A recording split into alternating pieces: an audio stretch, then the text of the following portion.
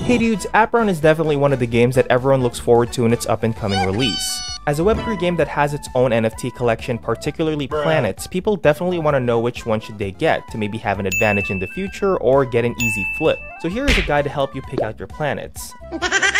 Lastly, I know you've heard this before, this is not financial advice. I'm merely educating you for your own speculation.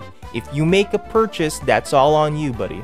So let's begin. Planets are categorized based on a mix of 4 elements: fire, water, earth, and air. So it's basically Avatar. However, being the master of all 4 elements isn't actually that great. The lesser the elements the planet has, the better it is. Which brings us to quads or normal planets. As the saying goes, a jack of all trades is a master of none. Definitely a base level type of planet to have and has its own unique benefits. Next up is tris or trios, planets with 3 elements, which are mountainous, foresty, wasteland, and oasis. They're mid-tier, can definitely work for some classes in PvP, and is still good for artifact farming.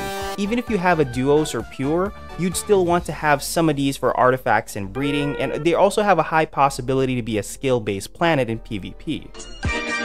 And after that, it's the duos, planets with 2 elements, which are archipelago, volcanic, karst, tundra, delta, and dunes. The second best choice apart from pure, they offer great power, great benefits in game, especially in PvP.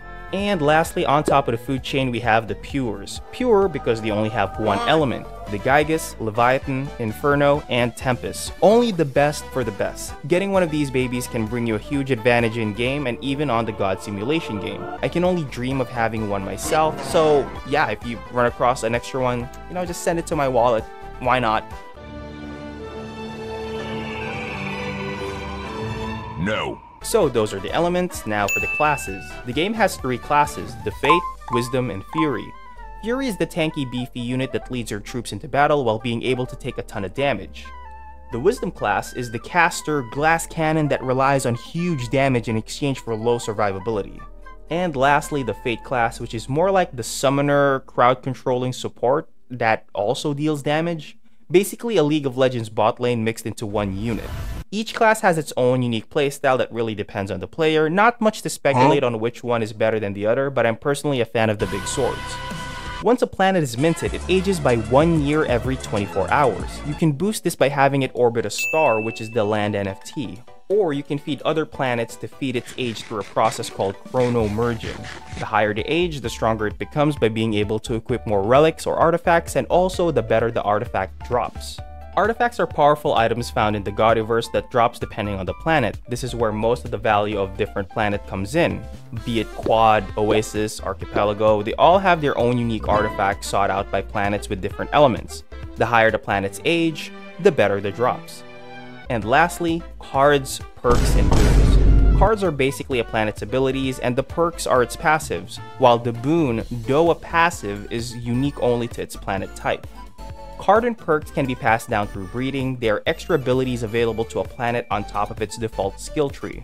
More like wild cards, even if the card isn't part of its elemental pool, it's still able to use it nonetheless. So that's everything you need to know about a planet's characteristics. Now on to exordiums and rarities.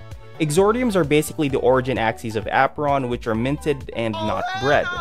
They are split into 5 categories: elemental, mythic, arcane, divine, and primal.